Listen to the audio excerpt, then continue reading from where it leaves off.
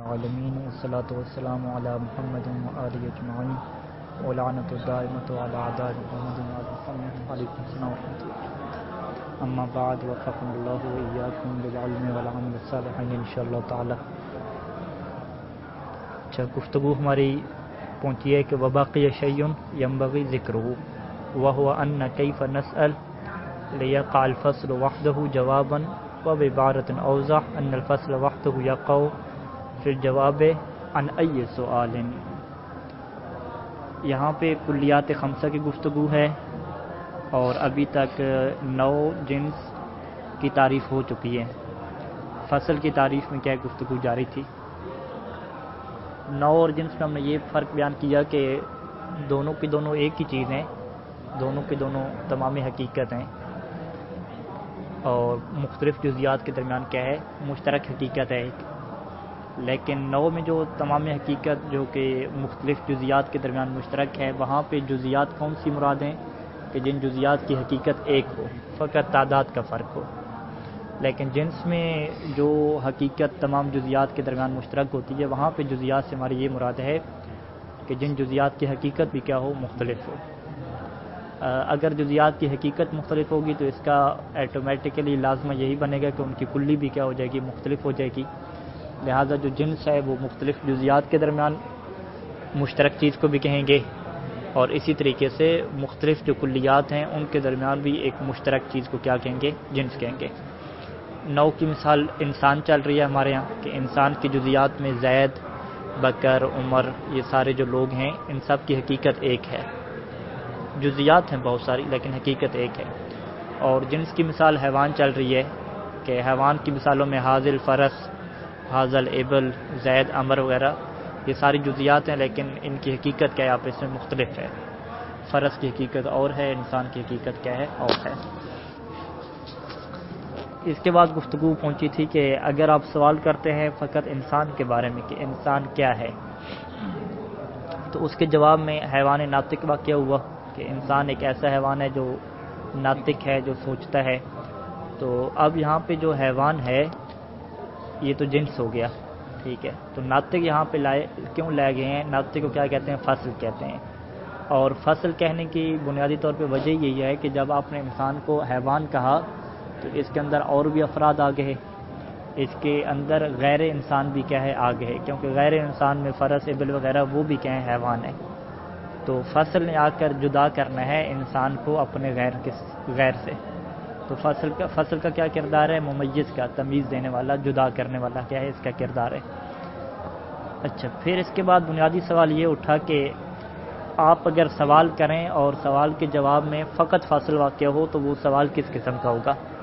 کیونکہ ابھی سوال کیا کیا، ما هو الانسان، اور اس کے جواب میں فقط فصل واقع نہیں ہوئی، جنس بھی واقع ہوئی ہے، حیوان ناطق. تو آپ کس طریقے سے سوال کریں تاکہ اس کے جواب میں فقط اور فقط کیا واقع ہو، فصل واقع ہو. یہ سوال کو یہاں پہ مصنف اہمیت دے رہے ہیں کیونکہ یہ جتنی بھی تعریفیں کر رہے ہیں ان کے آخر میں کیا ایک سوال لگا رہے ہیں. مثلا جب 9 کی تعریف کی تو 9 کو کہا کہ وہ تمام حقیقت ہوتی ہے، ایک ایسی حقیقت ہوتی ہے کہ جو مختلف جزیات کے درمیان مشترک ہوتی ہے، اور وہ جو جزیات ہیں فقط عدد کے اعتبار سے زیادہ ہوتی ہیں. پھر آخر پہ کیا کہا، الواقع فی جواب ما ہوا، یعنی یہ وہاں پہ بھی اضافہ کیا. جنس میں بھی یہ ساری تعریف کی اور آخر پہ کہا کہ الواقع فی جواب ما ہوا. یہاں پہ یعنی سوال کو کیا دے رہے ہیں، اہمیت دے رہے ہیں. تو یہاں پر بھی کیا ہے، فصل میں بھی آپ آخر میں کیا کہیں گے، ایک تعریف تو آپ کر دیں گے فصل کی، آخر میں کیا کہیں گے کہ یہ کس سوال کے جواب میں واقع ہوتی ہے.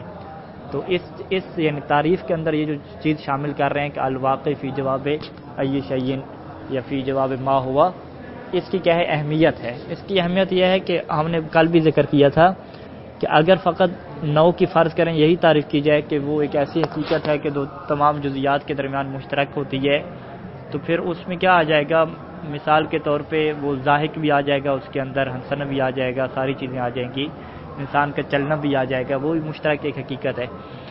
چلنا آ جائے گا، ہنسنا آ جائے گا، ٹھیک ہے، اور سونے والا انسان، ٹھیک ہے، اور کھانے پینے والا انسان، یہ ساری چیزیں لے کر آ جائیں گی. لیکن جب آپ کہیں گے نا کہ ما ہوا، آخر میں سوال کہیں گے، تو ما ہوا کو مصنف کس سے تعبیر کر رہے ہیں کہ اس کے بارے میں ہم حقیقت کے بارے میں سوال کر رہے ہیں، اور اس کی ذات اور حقیقت کے بارے میں کیا بنیادی سوال ہے. لہذا اس سے کچھ حد تک کیا ہے ہم ان چیزوں سے بچ جائیں گے اور حقیقت کے بارے میں کیا کہیں گے جواب سارے کے سارے رکھیں گے. اچھا تو یہاں پہ کہیں گے کہ آپ کون سا ایسا سوال کریں کہ جس کے جواب میں فقط اور فقط فصل واقع ہو. تو وہ کہیں گے کہ اگر آپ سوال کرنا چاہ رہے ہیں اور جواب میں اگلا بندہ جنس ذکر نہ کرے فقط فصل ذکر کرے تو اس کا مطلب یہ ہوتا ہے کہ سائل کو سوال کرنے والے کو پتہ ہے کہ اس چیز کی جنس کیا ہے. اسے جنس پتہ ہونی چاہیے. جنس کے علاوہ جو اس کی ایک ذاتی خصوصیت ہے اس کے بارے میں وہ کیا کرنا چاہ رہے ہیں سوال کرنا چاہ رہے ہیں. تو لہٰذا ہم یہ کہیں گے کہ اس سے کیا پتہ ہونی چاہیے جنس پتہ ہونی چاہیے. یعنی وہ یوں سوال کرے کہ ایو حیوان ہوا کہ وہ کون سا حیوان ہے. کس کے بارے میں سوال کرے؟ فرض کریں ایک دور سے کوئی چیز اس نے دیکھی اسے یہ تو پتہ چل گیا کہ یہ حیوان ہے لیکن یہ پتہ نہیں چلا کہ حیوان کون سے والا ہے. تو پھر وہ یہ سوال کرے گا کہ ایو حیوان ہوا وہ کون سا حیوان ہے. یہاں پہ اسے حیوان کا پتہ ہے. پھر سوال کس کے بارے میں کر رہے ہیں؟ فصل کے بارے میں سوال کر رہے ہیں.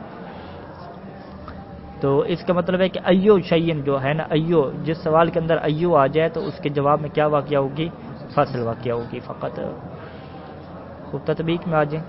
وَيَبْقَى شَيْءٌ يَنبَغِي ذِكْرُهُ وَهُوَ أَنَّ کہ ہم لوگ کیسے کیف نسل کس طریقے سے سوال کریں لِيَقَعَ الْفَصْلُ وَحْدُهُ جواباً تاکہ فقط فصل جواب میں واقع ہو جنس واقع نہ ہو جواب میں. بے عبارت اوضح کیا کہیں گے کہ ان الفصل وحدہ یقع فی الجواب عن ای سوال کہ یہ جو فصل ہے یہ اکیلی کس سوال کے جواب میں واقع ہوتی ہے. یقع فی الجواب فقط فصل جواب میں واقع ہوتی ہے ان ای سوال کون سے سوال کے کون سا ایسا سوال ہے کہ جس سوال کے جواب میں فقط اور فقط فصل واقع ہوتی ہے.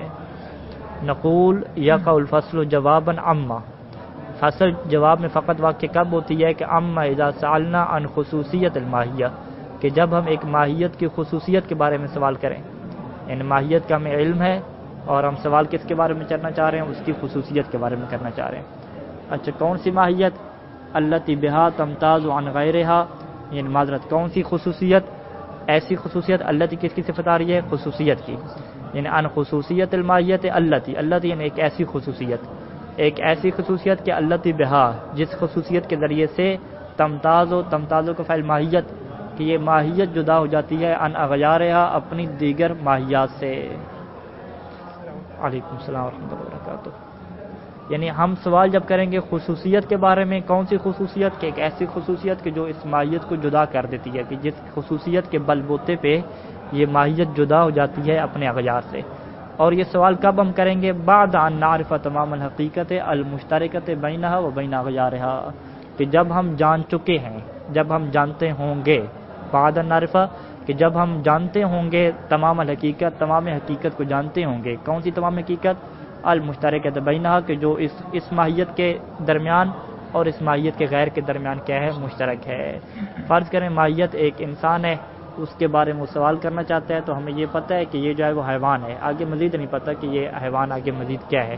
یعنی اتنا تو پتہ ہے کہ انسان حیوان ہے لیکن حیوان کون سا ہے یہ نہیں پتہ چل رہا. ٹھیک ہے تو یعنی ہمیں جنس کا پتہ ہے اور اس کی کیا ہے؟ فصل کا نہیں پتہ. ایک اور مثال دے رہے ہیں کہ ایسا ممکن کیسے ہوگا. فَإِذَا رَأَيْنَا شَبَحًا مِّن بَعِيدٍ کہ بعید سے ہم نے کیا دیکھی؟ ایک دھندلی چیز دیکھی. شبح یعنی ایک دھندلی چیز. وَعَرَفْنَا أَنَّهُ حیوان اور ہمیں یہ علم ہے اور ہم نے یہ جان لیا کہ انه حیوان ان کے کوئی حیوان ہے. وَجَهِلْنَا خصوصیتہ اور اس کی خصوصیت سے ہم جاہل ہیں. ٹھیک ہے کہ حیوان ہے تو کون سا ہے؟ شیر ہے، بکری ہے، گھوڑا ہے یا فرض کریں انسان ہے. فَبِطَبِيعَةِ النَّسْلِ تو یہ واضح ہے کہ ہماری جو طبیعت ہے اور جو ہمارا مزاج ہے یہاں پہ وہ یقیناً کیا ہے؟ سوال کرے گا. ٹھیک ہے تو ہم اپنی طبیعت کے ذریعے سے یہ سوال کریں گے کہ کون سا سوال کریں گے؟ فنقول پس ہم یہ کہیں گے کہ ایو حیوان ہوا فی ذاتہ کہ وہ جو حیوان آ رہا ہے وہ اپنی ذات میں کون سا حیوان ہے. ٹھیک ہے فی ذاتی کی تفسیر کر رہے ہیں خود ہی. اچھا یہ ہم سوال کب کر رہے ہیں ایو حیوان ہوا فی ذاتہ کہ جب ہمیں یہ پتہ ہے کہ وہ حیوان ہے. ٹھیک ہے تبھی ہم سوال کر رہے ہیں کہ وہ کون سا حیوان ہے. اگر یہ بھی پتہ نہ ہو کہ وہ حیوان ہے یا حیوان نہیں ہے پھر کون سا سوال نہیں کریں گے. پھر ہم کیا کریں گے؟ وہ کیا ہے. ٹھیک ہے یہ جو ہم کہہ رہے ہیں کہ وہ کون سا حیوان ہے اس کا مطلب ہے کہ حیوان کا پتہ ہے فقط ہمیں جو اس کی قسمیں ہیں اس کی جو دیگر خصوصیات ہیں ان کا ہمیں نہیں پتہ. اچھا ولو عرفنا انه جسم، اگر فرض کریں کہ ہمیں یہ بھی نہیں پتہ کہ وہ حیوان ہے، لیکن ہمیں یہ پتہ ہے کہ انه جسم، کہ وہ جسم ہے، ٹھیک ہے، ہمیں یہ پتہ ہے کہ انه جسم فقط، کہ وہ فقط جسم ہے، آیا وہ جسم کیا ہے، حیوان کیا ہے، درخت کیا ہے، کس چیز کیا ہے، یہ نہیں پتہ چل رہا، تو پھر ہم کیا کہیں گے کہ ایو جسم ہوا فی ذاتہ، کہ وہ کون سا جسم ہے اپنی ذات میں. تو یہاں پہ جو آپ جسم کی چیز لے کر آئیں گے وہ بھی جسم کے لیے فاصل واقع ہوگی، اور حیوان کے بعد جو چیز ذکر کریں گے وہ بھی کیا ہوگی، فاصل واقع ہوگی. وَإِنْ شِئْتَ قُلْتَ بدل فی ذاتہ، اگر آپ چاہیں تو فی ذاتہ کے بدلے میں کیا کہہ دیں، فی جوہری کہہ دیں یا فی او حقیقتی کہہ دیں، کہ وہ اپنی جوہر میں، اپنی حقیقت میں، اپنی ذات میں کیا ہے. یعنی اس عبارت کے مطابق تین چیزیں ہیں اور معنی کیا ہے، ایک ہے. اگر ہم یہ کہیں کہ انسان کی ذات کیا ہے، یہ کہیں کہ انسان کی جوہر کیا ہے، اور یہ کہیں کہ انسان کی حقیقت کیا ہے، تینوں کا ایک ہی مطلب ہے کہ ہم یہ جاننا چاہ رہے ہیں کہ انسان ہے کیا چیز، ٹھیک ہے، اس کی حقیقت اور اس کی ذات کیا ہے، کیا چیز ہے. پھر جوہر میں، ماہیت میں، حقیقت کے کیا فرق ہوتے ہیں، یہ ساری انشاءاللہ جب فلسفہ پڑھیں گے تو وہاں پہ مزید چیزیں کیا ہوں گی، واضح ہوں گی. اس سوال میں یہ ہوا کی ذات ہی کی قید نہ لگیں تو کیا مثلا کہیں کہ یہ حیوان ہے، اس کا فائدہ کیا ہے؟ ہاں کہ یہ سوال ہے کہ اگر ہم فی ذاتی کی قید نہ لگیں، ٹھیک ہے، سیدھا ہم سوال کریں کہ ایو حیوان ہے، ایو حیوان، کون سا حیوان ہے، ٹھیک ہے. اچھا اگر ہم کہیں کہ ایو حیوان، تو وہ جواب میں یہ کہہ سکتا ہے کہ وہ چلنے والا حیوان ہے، کھانے والا حیوان ہے، سونے والا حیوان ہے. جبکہ ہم کیا جاننا چاہ رہے ہیں، اس کی ذات کو جاننا چاہ رہے ہیں کہ چلنا تو اس کے چلو ایک کام ہے، ایک صفت ہے، ذات سے ہٹ کے اس کی ایک صفت ہے. اس کی جو اصل ذات کے اندر کون سی خصوصیت ہے، ہم اس کو جاننا چاہ رہے ہیں، ٹھیک ہے. اصل میں بیسیکلی ہماری جو بحث ہے کلیات خمسہ میں، وہ ابھی تک ذاتی میں ہے. اس کو بھی آخر میں جب بیان کریں گے تو وہاں پہ ہم چھیڑیں گے. ابھی تھوڑا سا مختصر بیان کر دیتے ہیں کہ کلی کی دو قسمیں ہیں بنیادی طور پہ، ایک ذاتی اور ایک کیا ہے، عرضی ہے. ذاتی کی پھر تین قسمیں ہیں، نوع، جنس اور فصل، اور عرضی کی کیا ہیں، دو قسمیں. کلی ذاتی اور عرضی میں کیا فرق ہے، یہاں پہ فی ذاتی کیوں کہا، کیونکہ ہم ذاتی کے بارے میں سوال کرنا چاہ رہے ہیں، اور فصل کا تعلق کس کے بارے میں، ذاتی کے بارے میں. یعنی ذاتی کیا مطلب کہ ہم اس چیز کی حقیقت جاننا چاہ رہے ہیں، اس چیز کے جوہر کو جاننا چاہ رہے ہیں، اس کے اوپر جو صفات عارض ہوتی ہیں کہ جو اگر نہ بھی ہوں تو اس کے بغیر بھی حیوان ہے، نہ کھائے پیے نہ سوئے پھر بھی حیوان ہے، ٹھیک ہے. تو انشاءاللہ جب عرضی کو شروع کریں گے تو وہاں پہ یہ فرق بیان کریں گے کہ عرضی ایک ایسی چیز اور ایک ایسی خصوصیت ہوتی ہے کہ جو ذات کے اندر کیا داخل نہیں رکھتی. اگر ہم جس کو نفی کر دیں، مائنس کر دیں، تو ذات پھر بھی کیا ہے، موجود رہتی ہے، کوئی مشکل نہیں ہے. اگر ہم انسان سے ناطق کو نکال دیں کہ انسان سوچنے والا ہے، تو انسان ختم ہو جاتا ہے، ٹھیک ہے. انسان اسے پھر ہم نہیں کہیں گے جس کے اندر یہ صلاحیت ہو. اگر ہم کیا ہے، حیوان سے یہ جو اس کی صفت ہے کہ متحرک بالارادہ، کہ اپنے ارادے سے جو چیز حرکت کر سکتی ہے اسے حیوان کہتے ہیں. اب متحرک بالارادہ کو نکال دیں تو وہ حیوان ہی ختم ہو جائے گا، وہ درخت وغیرہ بن جائے گا، ٹھیک ہے. لیکن اگر ہم یہ جو خصوصیات ہیں جو عرضی میں جاتی ہیں، معاشی ہم کہہ دیں، چلنے والا، کھانے والا، سونے والا، ہم اس کی زندگی سے معاشی کو نکال دیں، اچھا نائم کو نکال دیں کہ اس کے اندر سونے کی صلاحیت نہیں ہے، چلنے کی صلاحیت نہیں ہے، تو اس کے باوجود بھی ہم یہ کہہ سکتے ہیں کہ یہ حیوان ہے، ٹھیک ہے. تو یہ چیز انشاءاللہ بعد میں واضح ہوں گی. اور اسی کے تحت فی ذاتی کہ یہاں پہ قید لگانا اس وجہ سے ضروری ہے کیونکہ ابھی تک ہماری بحث کس میں ہے، کلی ذاتی کے بارے میں ہے، اور ہم فصل کے بارے میں جاننا چاہ رہے ہیں، اور فصل کا تعلق ذات سے ہوتا ہے، ذات سے ہٹ کے جو باہر والی چیزیں ہیں اس کے ساتھ فصل کا تعلق نہیں ہوتا. اسی وجہ سے کچھ شروعات والوں نے کہا ہے کہ یہ جو پہلا جملہ ہے نقولو، جب یہ کہا نقولو یا قول فصل جواباً اما اذا سألنا عن خصوصیت الماہیہ، انہوں نے کہا کہ خصوصیت کے بعد آپ کو کیا کہنا چاہیے، خصوصیت ذاتیہ کہنا چاہیے، ٹھیک ہے. وگرنہ خصوصیات تو بہت ساری ہیں، ایک خصوصیات ذات سے ہٹ کر بھی ہیں، کھانے پینے والی، سونے والی، چلنے والی.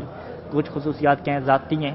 تو ہماری بحث ابھی کس میں چل رہی ہے، ذاتی میں چل رہی ہے. تو آپ خصوصیت کے ساتھ کیا لگائیں، ذاتیہ کی قید لگائیں. تو ذاتیہ قید نام بھی لگائیں کیونکہ ذاتی میں چل رہی ہے لہٰذا واضح ہے. لیکن اگر عبارت کو دقیق بنانا ہے تو ذاتی کی قید کیا لگانی پڑے گی، جیسا کہ یہاں پہ قید لگائی ہے ہوا فی ذاتی ہی کہ ایو جسم ہوا فی ذاتی، فی ذاتی قید یہاں پہ لگائی ہے.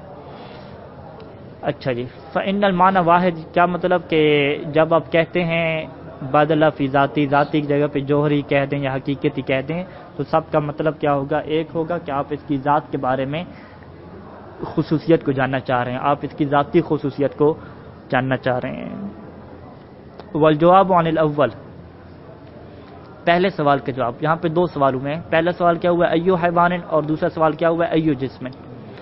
پہلے سوال کے جواب میں ناطق ہوگا فقط، وہ کب کہ جب آنے والا کیا ہو، انسان ہو، فرض کریں ناطق ہوگا فقط، وہ فصل الانسان، اور وہ انسان کی فصل ہے، اور دوسرے میں کیا ہوگا، ساحل ہوگا اگر آنے والا کیا ہے، گھوڑا ہے، وہ فصل الفرس ہے، فرس ہے، اور وہ کس کی فصل ہے، فرس کی فصل ہے۔ ساحل کا کیا مطلب ہے، ہنہنانا، ایک جو آواز ہے گھوڑے کی، وہ کیا ہے، اس کی یہ صفت ہے، مخصوص جو آواز ہے جو اسی کے ساتھ کیا ہے، خاص ہے۔ اچھا مثلا شیر کی کیا فصل لے کر آتے ہیں، مفترس، چیرنے پھاڑنے والا، ٹھیک ہے۔ وان ثانی، اور دوسرے کے بارے میں کیا جواب دیں گے، حساس، کہ ایک ایسا وان ہے جو کیا ہے، حساس بھی ہے، یعنی محسوس کرتا ہے، اسے اگر الم ہو، درد ہو، اس چیز کو کیا کرتا ہے، محسوس کر سکتا ہے وہ۔ مثال کے طور پہ وہ فصل حیوان، اور وہ کیا ہے، حیوان کی کیا ہے، فصل ہے، ٹھیک ہے۔ متحرک بالارادہ بھی فصل ہو سکتی ہے، حساس بھی کیا ہو سکتی ہے، فصل ہو سکتی ہے۔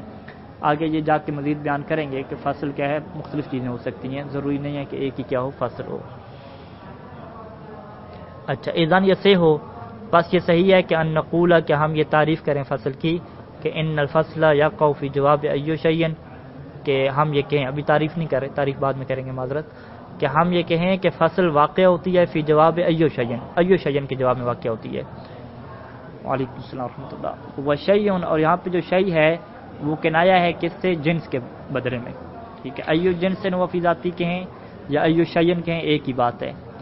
شیء کو کنایا کے طور پہ استعمال کر رہے ہیں اس جنس سے، الذی عرف قبل السؤال عن الفصل، جس جنس کو جان لیا گیا ہے، الذی عرف، جس جنس کی معرفت حاصل ہو چکی ہے، قبل السؤال عن الفصل، فصل کے بارے میں سوال کرنے سے پہلے۔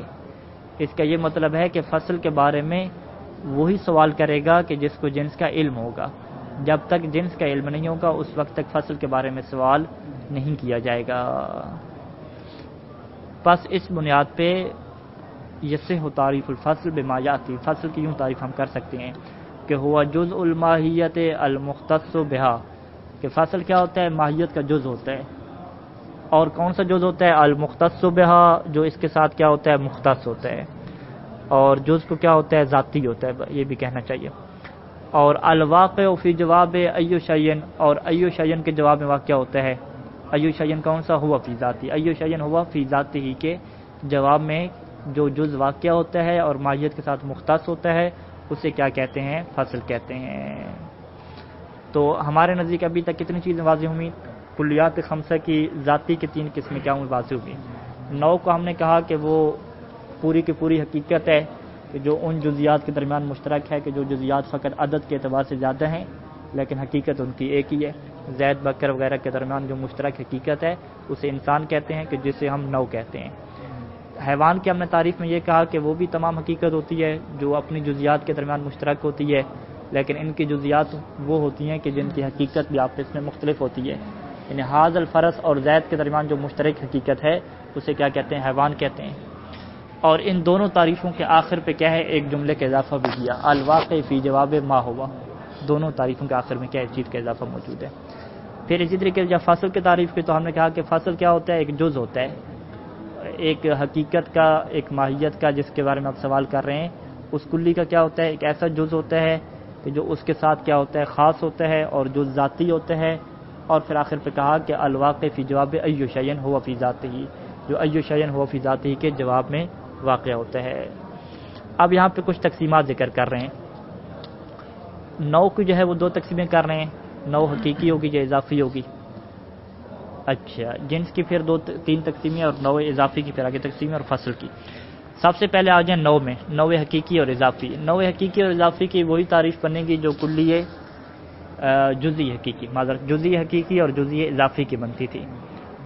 جزئی حقیقی میں ہم کیا کہتے تھے کہ زید کیا ہے، جزئی حقیقی ہے۔ زید ایک ایسا مفہوم ہے کہ جس مفہوم کا ایک سے زیادہ افراد پہ صدق کرنا کیا ہے، صحیح نہیں ہے، ممکن نہیں ہے۔ اگرچہ وہ افراد اب زیادہ فرض بھی کر لیں تو پھر بھی زید جو ہے اسی ایک ہی بندے پہ صدق کرے گا، کہ جس کا وہ بیٹا ہے، جس کے طور پر اس نے کیا ہے، نام رکھا ہے اس کا۔ اچھا اب اسی زید کو کیا کہتے ہیں؟ جزئی حقیقی کہتے ہیں، اور اسی زید کو آپ جزئی اضافی بھی کہہ سکتے ہیں۔ کب؟ اضافے کا کیا مطلب ہوتا ہے؟ اضافہ کرنا، کہ جب آپ اس کو اپنے اوپر والے مفہوم کی طرف کیا دیں گے؟ اضافہ دیں گے، کہ زید کیا ہے؟ جزئی حقیقی ہے، اور جب آپ اس کو انسان کی نسبت سے دیکھیں گے تو یہ کیا بنے گا؟ جزئی اضافی بنے گا۔ اور اسی طریقے سے وہاں پر کہا تھا کہ انسان کیا ہے؟ کلی ہے، ٹھیک ہے، لیکن اس کلی کو آپ جزئی اضافی کہہ سکتے ہیں۔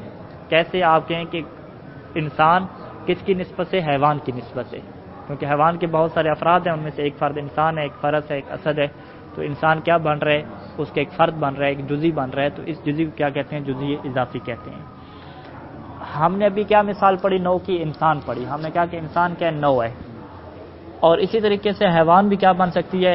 نو بن سکتی ہے، حالانکہ ہم نے حیوان کو یہاں پہ کیا کیا ہے؟ جنس کہا ہے، تو حیوان جنس بھی ہے اور نو بھی ہے، لیکن نو کون سی ہے؟ حقیقی نہیں، نو اضافی، ٹھیک ہے۔ جب آپ حیوان کو نسبت دیں گے جسم کی طرف، ٹھیک ہے، تو جسم کے اندر اسے دیکھیں گے تو یہ کیا بنے گا؟ پھر یہ نو اضافی بنے گا۔ تو پاس کیا ہو گیا؟ حیوان جنس بھی ہے اور نو اضافی بھی ہے، لیکن نو حقیقی نہیں ہے۔ بالکل ایسے کہ جس طریقے سے پچھلی بحث میں جزئی حقیقی اور اضافی کی بحث میں ہم کیا کہتے تھے کہ انسان کیا ہے؟ کلی ہے، لیکن کلی کے ساتھ ساتھ کیا ہے؟ جزئی بھی ہے، لیکن جزئی کون سا؟ جزئی اضافی، جزئی حقیقی نہیں ہے۔ تو یہاں پر بھی یہی بات ہے کہ حیوان کیا ہے؟ جنس ہے، لیکن جنس کے باوجود ہم اسے نو بھی کہہ سکتے ہیں۔ نو کب کہیں گے؟ جب آپ اسے اوپر والے مفہوم کی طرف نسبت دیں گے، تو اسے کیا کہیں گے؟ پھر نو اضافی کہیں گے۔ اور خود جو انسان ہے یہ نو حقیقی ہے، اور اسی انسان کو آپ نو اضافی کہہ سکتے ہیں جب آپ اسے حیوان کی طرف کیا کریں گے؟ اضافہ کریں گے۔ تو یہ جو اضافہ کرنا ہے، نسبت دینا ہے، یہ پھر کیا ہوتی ہے؟ ہر کسی کے ذہن پہ ڈیپینڈ کرتی ہے، اور ہر کسی کے اعتبار کرنے پہ ڈیپینڈ کرتی ہے کہ کون اسے کس زاویے سے دیکھ رہا ہے اور کس طریقے سے دیکھ رہا ہے۔ یعنی یہ ایک ایسی چیز نہیں ہوتی کہ جو ہمیشہ سے ثابت ہے، بس جو جزئی اضافی ہے وہ جزئی اضافی رہے گی، نہیں، وہ آپ کے لحاظ کرنے پہ ہے کہ ہر انسان وہ کس لحاظ سے دیکھ رہا ہے۔ اگر کوئی انسان کہہ رہا ہے کہ میں انسان کو جو ہے وہ نو اضافی کہتا ہوں، یا انسان کو میں جزئی کہتا ہوں، تو وہ کس اعتبار سے جزئی کہہ رہا ہے؟ تو اسے وہ بتانا پڑے گا کہ چونکہ میں اسے کیا دیکھ رہا ہوں؟ حیوان کے انڈر میں دیکھ رہا ہوں۔ تو اس کا یہ مطلب ہوتا ہے کہ ہر جنس نو اضافی بن سکتی ہے، لیکن سوائے اس جنس کے کہ جس کے اوپر کوئی اور جنس نہیں ہوتی۔ جس جنس کے اوپر اور جنس نہیں ہوتی اسے کیا کہتے ہیں؟ جوہر کہتے ہیں، ٹھیک ہے۔ یعنی آپ یوں شروع کرتے ہیں کہ انسان ہے، انسان کے اوپر حیوان ہے، حیوان کے اوپر جسم آئے گا، جسم کے اوپر کیا؟ اچھا، جسم نامی آئے گا، جسم نمو ہے، اور جسم نامی کے اوپر کیا آئے گا؟ جسم مطلق آئے گا، جسم مطلق کے اوپر جوہر آ جائے گا۔ یہ جو آپ نے سلسلہ بنایا تو اب جوہر کے اوپر کیا آئے گا؟ کچھ نہیں آئے گا۔ اب یہ جو جوہر ہے یہاں پہ یہ فقط جنس واقع ہوگا، اس جنس کو کیا ہے؟ ہم نو اضافی نہیں کہہ سکتے، کیونکہ نو اضافی کے لیے ہمیں اس سے اوپر نسبت دینی ہے، اور یہاں پہ ہم آخر تک پہنچ چکے ہیں، اس کے اوپر کچھ ہے ہی نہیں۔ خوب، اچھا، یہ کیا ہو جائے گی؟ نو کی تعریف ہو جائے گی۔ اور اسی طریقے سے جنس کو کیا کہیں گے؟ قریب، بعید اور متوسط۔ اچھا، جنس کو کس اعتبار سے قریب کہہ رہے ہیں؟ کس کے قریب؟ نو کے قریب، ٹھیک ہے۔ یعنی جب انسان کی ہم نے شروع کیا تو انسان کیا بنا؟ نو بنا، نو حقیقی، ٹھیک ہے، اور نو اضافی بھی کہہ سکتے ہیں۔ تو اس نو کے قریب قریب جو جنس ہوگی اسے کیا کہیں گے؟ جنس سے قریب کہیں گے۔ اس نو کے اوپر، یعنی نو کے اوپر کیا ہے؟ حیوان ہے، حیوان کیا بن جائے گی؟ جنس سے قریب بن جائے گی۔ حیوان کے اوپر جسم نامی ہے، وہ متوسط بن جائے گی، جس میں مطلق بھی متوسط بن جائے گی، اور جس میں بعید کیا بنے گی؟ وہ جو آخر پہ ہے جوہر، وہ کیا بن جائے گی؟ جنس سے بعید بن جائے گی۔ اچھا، اسی طریقے سے نو اضافی چونکہ آپ اضافہ دے رہے ہوتے ہیں کسی کی طرف، تو نو اضافی کو کیا ہے؟ اوپر سے دیکھا جاتا ہے۔ نو اضافی کس میں کیا ہوتی ہیں؟ عالی، سافل اور متوسط۔ عالی یعنی بلند نو، سافل سب سے نچلی، اور کیا متوسط سب سے درمیانی۔ تو سب سے بلند جو نو اضافی بنے گی وہ جوہر کے جو نیچے ہوگی، جس میں مطلق، وہ نو اضافی بن جائے گی، جسے عالی کہیں گے۔ اور سب سے جو کم ترین ہوگی وہ خود یہ انسان ہو جائے گا، جو ایک بڑے مفہوم کے انڈر ہے۔ اور جو درمیان میں آ جائیں گی وہ ساری کی ساری نو اضافی کیا ہو جائیں گی؟ متوسط ہو جائیں گی۔ پھر فصل کی قریب بعید کس اعتبار سے اور مقام کس اعتبار سے، اس کو پھر بعد میں کہیں چھیڑیں گے، دو درسوں کے بعد شاید آئے گی۔ فی الحال کیا ہے؟ یہ تینوں چیزیں واضح ہیں، اس کو ہم کیا تطبیق کرتے ہیں۔ اچھا، لفظ نو، خود جو لفظ نو ہے یہ کیا ہے؟ مشترک ہے اپنے دو معنی کے درمیان۔ مشترک کو ہم نے پڑھا تھا شروع میں، بالکل، جب الفاظ کی تقسیم ہم نے کی تھی کہ لفظ واحد کی 5 قسمیں ہیں، لفظ مختص اور لفظ مشترک۔ لفظ مشترک کا کیا مطلب لیا تھا کہ لفظ ایک ہوتا ہے، اس کے معنی کیا ہوتے ہیں؟ زیادہ ہوتے ہیں. ٹھیک ہے، اس کی ایک مشہور مثال دیتے تھے لفظ عین کی. ٹھیک ہے، یا لفظ سیف کی کیا مثال دیتے تھے کہ لفظ ایک ہے، معنی زیادہ ہیں. تو یہاں پہ بھی یہی کہہ رہے ہیں کہ لفظ نو ایک ہے لیکن اس کے معنی کیا ہیں؟ زیادہ ہیں. ٹھیک ہے، ایک مطلب اس کا کیا ہے؟ حقیقی ہے، اور ایک معنی کیا ہے؟ اس کا اضافی ہے. ٹھیک ہے. اچھا جی، لفظ نو کیا ہے؟ مشترک ہے. مشترک کے لفظی ہے دو معنوں کے درمیان، بین معنیین. جب بین معنیین کہہ دیا تو اس کا مطلب ہے کہ دو معنی ہیں. ٹھیک ہے. اچھا، یہ جو لفظ مشترک ہے، اسی مشترک کو استعمال کیا جاتا ہے مشترک کے معنوی میں بھی. ٹھیک ہے، یعنی ہمارے سامنے کتنی چیزیں ہیں؟ ٹوٹل طور پہ 3 چیزیں ہیں. ایک مشترک کے لفظی ہے، ایک مشترک کے معنوی ہے، اور ایک کیا ہے؟ مترادف ہے. ٹھیک ہے. اچھا، مشترک کے لفظی اور مترادف یہ دونوں آپس میں کیا ہیں؟ بالکل الٹ الٹ ہیں. مشترک کے لفظی میں کیا ہوتا ہے؟ لفظ ایک ہوتا ہے، معنی زیادہ ہوتے ہیں. ٹھیک ہے، یہ ہو گیا مشترک لفظی. اب آپ کہیں کہ لفظ زیادہ ہو، معنی ایک ہو، اسی کو الٹ کر لیں. اس الٹ کو مشترک کے معنوی نہیں کہیں گے، اس کو کیا کہیں گے؟ مترادف کہیں گے. ٹھیک ہے. لہٰذا عام طور پہ ہمارے ذہن میں کیا اشتباہ ہو جاتا ہے کہ مشترک کے لفظی اور معنوی چونکہ ایک جیسے آ رہے ہیں، ہم کہہ رہے ہیں کہ مشترک کے لفظی کیا مطلب؟ لفظ ایک، معنی زیادہ، اور معنوی کیا مطلب؟ کہ لفظ زیادہ اور معنی ایک. نہیں، جو لفظ زیادہ اور معنی ایک ہے اسے کیا کہتے ہیں؟ مترادف کہتے ہیں. ٹھیک ہے. لہٰذا مشترک کے لفظی اور مترادف یہ دونوں آپس میں کیا آ رہے ہیں؟ مقابلے میں آ رہے ہیں. پھر یہ مشترک کے معنوی کیا چیز ہے؟ اس کو اب درمیان میں بیان کیا تھا کہ ایک معنی کیا ہوتا ہے؟ کلی ہوتا ہے، اور اس معنی کلی کے کیا ہو جائیں گے؟ بہت سارے افراد. ٹھیک ہے. ایک ایسا کلی معنی کہ جس کے بہت زیادہ افراد ہوں، اس کلی معنی کو کیا کہتے ہیں؟ مشترک کے معنوی کہتے ہیں. کہ یہ ایک ایسا معنی ہے کہ جو بہت سارے افراد کے درمیان کیا ہے؟ مشترک ہے. اچھا، یہ جو مشترک کے لفظی اور مترادف ہیں، یہ لفظ کی قسمیں ہیں کہ لفظ کیا ہے؟ مشترک کے لفظی ہے، اور لفظ کیا ہے؟ مترادف ہے. لیکن جو مشترک کے معنوی، یہ لفظ کی قسم نہیں ہے، یہ خود معنی کی کیا ہے؟ قسم ہے. کہ معنی ایسا ہے کہ جس کے بہت سارے افراد ہیں، اور اس کو کیا کہتے ہیں؟ جس کے معنی کے بہت سارے افراد ہوں اسے کلی کہا جاتا ہے. ٹھیک ہے. لہٰذا آپ کہیں کلی کہیں یا مشترک کے معنوی کہیں، ایک ہی بات ہے. ٹھیک ہے. یعنی جب آپ کہتے ہیں کہ مفہوم کی 2 قسمیں، یا مفہوم کلی ہوگا یا جزئی ہوگا، آپ یہی کہہ سکتے ہیں کہ مفہوم کی 2 قسمیں، یا مفہوم مشترک کے معنوی ہوگا، یا مشترک کے معنوی نہیں ہوگا بلکہ کیا ہوگا؟ مختص ہوگا، ایک معنی کے ساتھ مختص ہوگا. اسی مختص کو جزئی بھی کہتے ہیں، اور اسی مشترک کے معنوی کو کیا کہتے ہیں؟ کلی کہتے ہیں. ٹھیک ہے جی. ہاں، یہاں پہ مشترک کے معنوی مراد نہیں ہے، کیونکہ ابھی ہم نے کیا کہا کہ مشترک کے معنوی میں کیا ہوتا ہے؟ ایک معنی ہوتا ہے. مشترک کے معنوی کیا مطلب ہے؟ ایک کلی، مفہوم کلی جس کے بہت سارے افراد ہوتے ہیں. اور یہاں پہ عبارت میں آپ دیکھیں تو بین معنیین یہاں پہ کہا، یہاں پہ لفظ کیا آ گیا؟ بین معنیین. بس یہاں پہ ایک معنی نہیں رہا، بلکہ کتنے معنی ہو گئے؟ 2 معنی ہو گئے.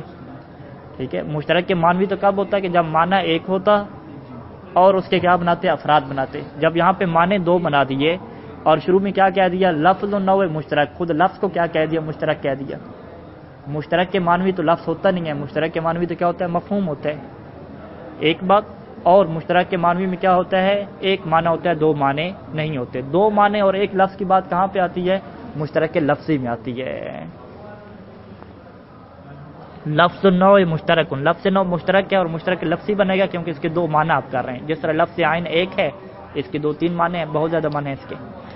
اچھا، لفظ نو مشترک ہے بہت ساری معنی کے درمیان. ایک معنی کیا ہے؟ اس کا حقیقی ہے، وَهُوَ أَحَدُ الْكُلِّيَّاتِ الْخَمْسَةِ. ٹھیک ہے. جو کہ کیا ہے؟ کلیات خمسہ میں سے ایک ہے. کلیات خمسہ میں سے ایک کیا ہے؟ 9 ہے. ٹھیک ہے. وہی کیا ہے اس کا حقیقی معنی ہے. وقد تقدم، جس کی تعریف پہلے ہم بیان کر چکے ہیں. ایک جزیات کے درمیان مشترک حقیقت کون سی جزیات؟ جو فقط عدد کے اعتبار سے جاتا ہوں. وثانیہما الاضافی، اور دوسرا معنی کیا ہے؟ اس کا اضافی ہے. والمقصود به، اضافی سے کیا مراد ہے ہماری؟ والمقصود به الکلی، نوع اضافی سے مراد ہماری کلی ہے، کیونکہ کلیات خمسہ کی بحث چل رہی ہے تو کلی کہیں گے. نوع اضافی سے مراد بھی ہماری کلی ہے، لیکن کون سی کلی؟ الذی فوقہ جنسن، کے جس کے اوپر کیا ہوتی ہے؟ جنس ہوتی ہے. بس ہر وہ کلی جس کے اوپر جنس ہوگی اس کلی کو کیا کہیں گے؟ نوع اضافی کہیں گے. فہو نوع، پس اسے نو کہیں گے. کس اعتبار سے؟ بالاضافۃ الی الجنس، اس جنس کی طرف اضافہ کرتے ہوئے کہ الذی فوقہ، کہ جو اس کے اوپر ہے. سواء اکان نوعا، چاہے خود یہ جو کلی ہے خود نوع حقیقی ہو، جیسا کہ انسان ہے. انسان کو آپ اوپر اضافہ کر کے دیکھیں گے تو اس سے آپ کیا کہیں گے؟ نوع اضافی کہہ دیں گے. یعنی خود نوع حقیقی بھی ہے اور نوع اضافی بھی ہے. نو اضافی کیوں ہے؟ کیونکہ آپ اسے اوپر اضافے کے طور پہ دیکھ رہے ہیں، آپ اس کے اوپر کیا ایک جنس کے دیکھ رہے ہیں اس اعتبار سے۔ او لم یکن، یا کیا ہے وہ نو حقیقی نہ ہو، ٹھیک ہے، جیسے کہ حیوان ہے، حیوان کیا نو حقیقی نہیں ہے لیکن جنس ہے، خود حیوان جنس ہے، جب جنس ہے لیکن اس کو نو کیوں کہہ رہے ہیں؟ کیونکہ آپ اس کے اوپر ایک جنس کو دیکھ رہے ہیں، اس وجہ سے۔ اب دونوں کی مثالیں دے رہے ہیں، یعنی سواء کان نوعا حقیقی، کیا مثال ہے؟ کل انسان، جیسا کہ انسان ہے، بالاضافۃ الی جنسی وهو الحیوان، اس کو اگر آپ اس کی جنس کی طرف اضافہ کریں جو کہ حیوان ہے تو پھر انسان کو کیا کہا جائے گا؟ نوع اضافی کہا جائے گا۔ کیوں؟ کیونکہ نوع اضافی کیا تعریف ہے؟ ہر وہ کلی جس کے اوپر جنس ہو، تو انسان خود کلی ہے، اس کے اوپر ایک جنس حیوان ہے، تو یہ خود کیا بن جائے گی؟ پھر نوع اضافی بن جائے گی۔ وکل حیوان، دوسری مثال، یعنی خود نوع حقیقی نہ ہو، خود جنس ہو لیکن جنس کو بھی آپ کیا کہہ دیں؟ نوع اضافی کہہ دیں۔ وکل حیوان، جیسا کہ حیوان ہے، بالاضافۃ الی جنسی، حیوان کو اپنے جنس کی طرف کیا کر لیں؟ اضافہ کر لیں، اور وہ جنس کیا ہے؟ جسم نامی ہے۔ نامی کے کیا مطلب ہے؟ نمو پانے والی، جس کے اندر کیا ہے؟ گروتھ ہے، وہ جسم نامی۔ وکل جسم نامی، اور دوسری اس کی مثال کیا ہو جائے گی؟ جسم نامی۔ جسم نامی خود کیا ہے؟ جنس ہے، لیکن اسے نوع اضافی کب کہیں گے؟ بالاضافۃ الی الجسم المطلق، جب آپ اسے نسبت دیں گے کس کی طرف؟ جسم مطلق کی طرف۔ اور تیسری مثال، خود جسم مطلق کیا ہے؟ جنس ہے، لیکن اسے نوع اضافی کب کہیں گے؟ بالاضافۃ الی الجوہر، جب آپ اسے جوہر کی طرف کیا دیں گے؟ نسبت دیں گے۔ آگے چوتھی مثال کی طرف نہیں گئے، نقطہ لگا کے بات روک دی ہے، کیونکہ جوہر کو پھر آگے ہم نسبت نہیں دے سکتے، ٹھیک ہے، کیونکہ جوہر کے اوپر کوئی اور جنس نہیں ہے، لہذا یہاں سے کیا پتہ چلتا ہے کہ نوع اضافی جنس سے عالی نہیں بن سکتی ہے، وہ جنس جو بعید ہوتی ہے، جنس بعید معذرت، یعنی وہ جنس جو جنس الاجناس جسے کہتے ہیں، وہ کبھی نوع اضافی کیا ہے؟ نہیں بن سکتی۔ اچھا، یہ کس کی تشریح ہوگی؟ نوع کی تشریح ہوگی، نوع حقیقی اور نوع اضافی کی۔ دوسری میں آ جائیں، دوسری میں کس چیز کی تشریح تھی؟ جنس سے قریب، بعید اور متوسط۔ وقت تتألف سلسلۃ من الکلیات، اور بعض کا کلیات کا ایک ایسا سلسلہ تالیف پاتا ہے، ٹھیک ہے، کلیات کا ایک ایسی چین بنتی ہے، ایک ایسا سلسلہ بنتا ہے کہ یندر جو بعضها تحت بعض، کہ ان میں سے بعض کلیات دوسرے بعض کے انڈر ہوتی ہیں، اس کے اندر کیا ہوتی ہیں؟ درج ہوتی ہیں، جیسا کہ سلسلہ متقدمہ ہے، گزشتہ سلسلہ جو انسان سے شروع کیا تھا، جوہر پہ آ کے کیا اسے روکا، جیسا کہ سلسلہ متقدمہ التی تبتدئ بالانسان، جو انسان سے شروع ہوا، وتنتہی بالجوہر، اور جوہر کے اوپر کیا ہوا؟ ختم ہوا۔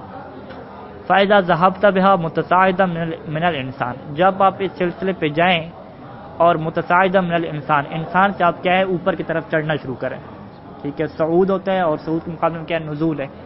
صعود کا مطلب چڑھنا شروع کریں، متصاعدا یعنی اوپر کی طرف چڑھنا شروع کریں، من الانسان، انسان سے کیا ہے؟ آپ اوپر کی طرف جانا شروع کریں، تو فمبدأها النوع، تو اس سلسلہ کا جو مبدا ہے وہ کیا ہے؟ نوع ہے، وهو الانسان فی المثال، جو کہ کیا ہے؟ مثال میں انسان ہے، یہ کیا بنے گا؟ نوع بنے گی۔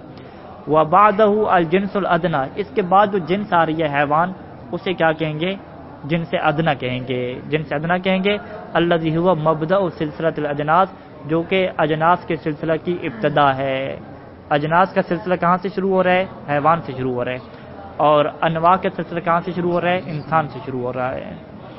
وَيُسَمَّى الجنس القریب، اسے جنس قریب کہتے ہیں، اور جنس قریب کی جو وجہ تسمیہ ہے وہ اس وجہ سے ہے کہ لأنه اقربها الى النوع، لأنه اقرب الاجناس، کیونکہ یہ تمام اجناس میں سے زیادہ قریب ہے، کس کے قریب ہے؟ الى النوع، نوع کی نسبت سے جتنی بھی اجناس ہیں ان سب میں سے جو اقرب اور زیادہ قریبی مقام رکھتی ہے نوع کے نزدیک، وہ کیا ہے؟ حیوان ہے، جو فقط نوع حقیقی کے بعد کیا آتی ہے؟ شروع ہوتی ہے، جسے مبدأ سلسلہ اجناس کہتے ہیں۔ اچھا، اس سے کیا کہتے ہیں؟ جنس قریب ایک نام ہو گیا، مبدأ سلسلۃ الاجناس نام ہو گیا، جنس ادنا ہو گیا، تین نام یہاں پہ ذکر کر دیے۔ وَيُسَمَّى أَيْضًا الجنس السافل، اور اسے جنس سافل بھی کہتے ہیں، ٹھیک ہے، سب سے نچلی سطح کی جنس۔ ہاں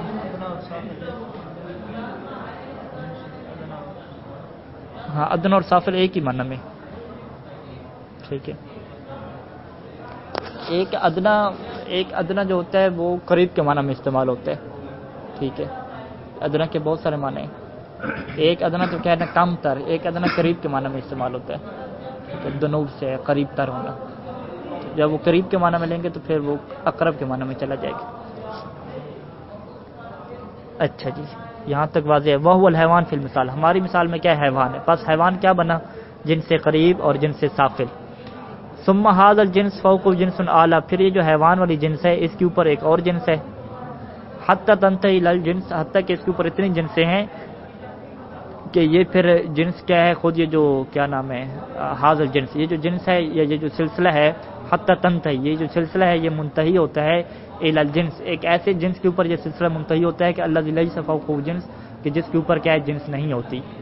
اور جس کے اوپر اجناس کا سلسلہ منتہی ہو جاتا ہے، ختم ہو جاتا ہے، اسے کیا کہتے ہیں؟ وَيُسَمَّى الْجِنْسُ الْبَعِيدُ، اسے جنس بعید کہتے ہیں یا جنس عالی کہتے ہیں یا کیا کہتے ہیں؟ جنس الاجناس کہتے ہیں.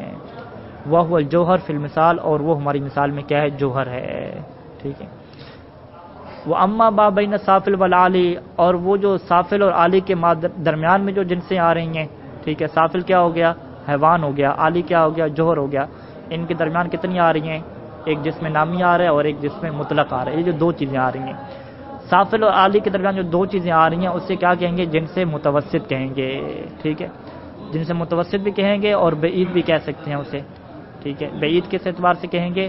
کیونکہ وہ کس سے بعید ہے؟ نو سے کیا ہے؟ بعید ہے.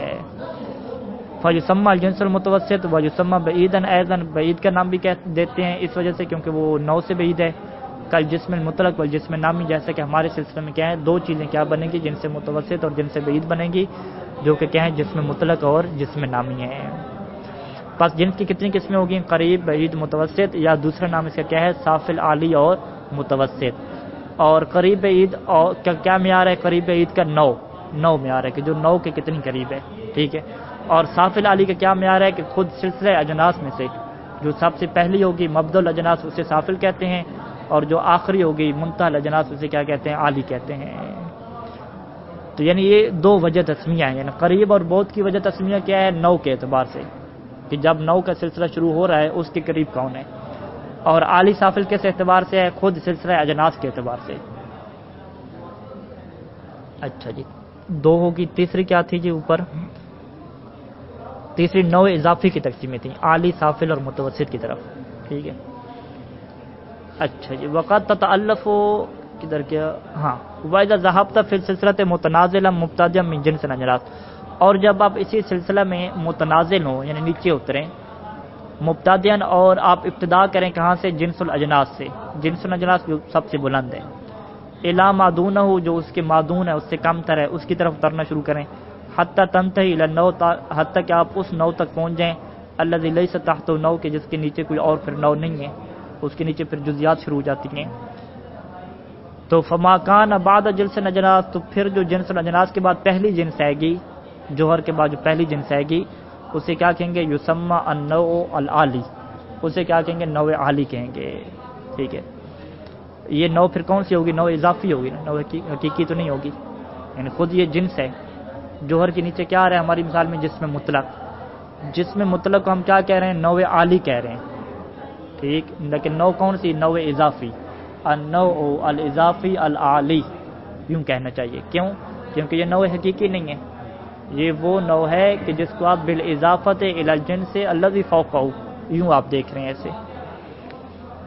وَهُوَ مبدأ سلسلۃ الانواع الاضافیہ، اس وجہ سے یہاں پہ خود لکھا کہ انواع اضافیہ، کہ جو انواع اضافیہ کے سلسلے کی ابتدا ہو رہی ہے وہ کہاں سے ہو رہی ہے؟ یہاں سے ہی ہو رہی ہے. جس میں مطلق کیا بن رہی ہے؟ نوع اضافی کی ابتدا یہاں سے ہو رہی ہے. جبکہ جو انسان ہے وہ تو خود کیا ہے؟ حقیقی ہے. انسان نوع حقیقی بھی ہے، نوع اضافی بھی ہے. لیکن فقط اور فقط نوع اضافی کی جو ابتدا ہے وہ کہاں سے ہو رہی ہے؟ انسان سے نہیں ہو رہی، وہ اوپر سے دیکھیں گے تو وہ جسم سے ہو رہی ہے. اچھا، وَهُوَ الْجِسْمُ الْمُطْلَقُ فِي الْمِثَال وَأَخِيرُهَا منتہى السلسلہ، اور یہ جو سلسلہ آخر تک جا رہا ہے، یہ جو اجناس کا سلسلہ بالکل آخر تک جا رہا ہے، کدھر گیا؟ وَأَخِيرُهَا منتہى السلسلہ يُسَمَّى نوع الانواع، اور جو بالکل جو آخری سلسلہ ہے جہاں پہ رک جائے گا اسے کیا کہتے ہیں؟ نوع الانواع کہتے ہیں یا نوع سافل کہتے ہیں، جو کہ ہماری مثال میں کیا ہے؟ انسان ہے.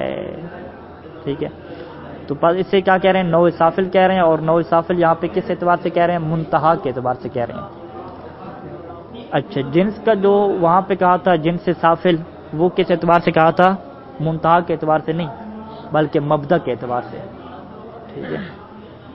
یعنی یہاں پہ دیکھیں دو چیزیں ہیں، ایک دفعہ ہم کہتے ہیں کہ یہ جن سے سافل ہے، ایک دفعہ ہم کہتے ہیں یہ نوع سافل ہے۔ جن سے سافل کیا مطلب کہ جہاں سے جن اجناس کا سلسلہ شروع ہو رہا ہے۔ اجناس کا سلسلہ کہاں سے شروع ہو رہا ہے؟ انسان کے بعد حیوان سے۔ تو حیوان کو کیا کہہ رہے ہیں ہم؟ جن سے سافل کہہ رہے ہیں۔ لیکن اگر ہم نوع کو سافل کہہ رہے ہیں تو وہ کس اعتبار سے کہہ رہے ہیں کہ جہاں پہ انواع کا سلسلہ شروع ہو رہا ہے؟ نہیں، انواع کا سلسلہ تو انسان سے شروع ہو رہا ہے، ٹھیک ہے۔ اسی انسان کو کیا کہہ رہے ہیں؟ نوع سافل کہہ رہے ہیں۔ تو یہ تو مبدا ہے، لیکن یہ کیا کہہ رہے ہیں؟ منتہا کہہ رہے ہیں۔ عبارت میں کیا کہیں؟ ہاں، انسان نواع کا مبدا انسان ہونا چاہیے نا، ٹھیک ہے۔ اوپر سے نیچے آنا ہے، ہاں اوپر، لیکن مبدا میں کس کا تلاش کرنا ہے؟ اجناس انواع اضافیہ کا مبدا تلاش کرنا ہے، نہ کہ انواع حقیقیہ کا، ٹھیک ہے۔ ہاں، وہ جس میں مطلق مبدا بنے گا اور انسان پھر کیا بنے گا؟ منتہا بنے گا۔ تو یہاں پہ جو سافل کہا وہ منتہا کو کہا، نہ کہ کس کو کہا؟ مبدا کو کہا۔ اے منتہا السلسلۃ و اخیرھا، اے منتہا سلسلۃ یسمى نوع الانواع۔ کون سا سلسلہ؟ انواع اضافیہ کا سلسلہ، ٹھیک ہے۔ اوپر کیا کہا؟ وہو مبدا سلسلۃ الانواع الاضافیہ، انواع اضافیہ کا مبدا کس کو قرار دیا؟ جو سب سے بلند تھا، اور اس کا منتہا کس کو قرار دیا؟ جو انسان ہے، ٹھیک ہے۔ انسان کو منتہا کہیں گے، انسان کو ابتدا نہیں کہیں گے، جبکہ جنس میں انسان کے اوپر جو حیوان ہے اسے جنس میں ابتدا کہیں گے، لیکن یہاں پہ خود انسان منتہا بنے گا، ابتدا نہیں بنے گا۔ کیوں منتہا بنے گا؟ کیونکہ انسان خود حقیقی ہے، اور ہم کس کا سلسلہ تلاش کر رہے ہیں؟ اضافیہ کا، اور اضافیہ کا سلسلہ کو انہوں نے شمار کیا اوپر سے، ٹھیک ہے۔ حالانکہ وہ انسان کے بعد بھی شمار کرتے تو مشکل نہیں تھی، لیکن انہوں نے اوپر سے شمار کیا۔ کیوں ہوگا؟ انسان کے بعد سے شمار کر لیتے۔ نوع اضافی کا سلسلہ کہاں سے شروع ہو رہا ہے؟ انسان سے شروع ہو رہا ہے۔ چلے آپ کہتے ہیں کہ انسان حقیقی بھی ہے، ہم نے فقط کس کا سلسلہ لینا ہے؟ جو فقط اور فقط کیا ہو؟ اضافی ہو۔ تو ہم کہتے ہیں انسان کے بعد جو حیوان ہے یہ فقط نوع اضافی ہے، یہاں سے سلسلہ شروع ہو رہا ہے، اسی کو آپ مبدا مان لیں، اور اسی مبدا کو مان کسی مبدا کو کیا نام دیں؟ آپ سافل کا نام دے دیں، اس کو منتہا نہیں کہنا چاہیے، ٹھیک ہے۔ اور وہ نازل کیوں ہونا ہوتا ہے؟ وجہ کیا ہے؟ ٹھیک ہے، آپ نازل نہ ہو، آپ چڑھیں، متصاعد کریں یہاں سے، ٹھیک ہے۔ جنس میں آپ متصاعد جا رہے تھے، یہاں پہ آپ نازل ہو رہے ہیں۔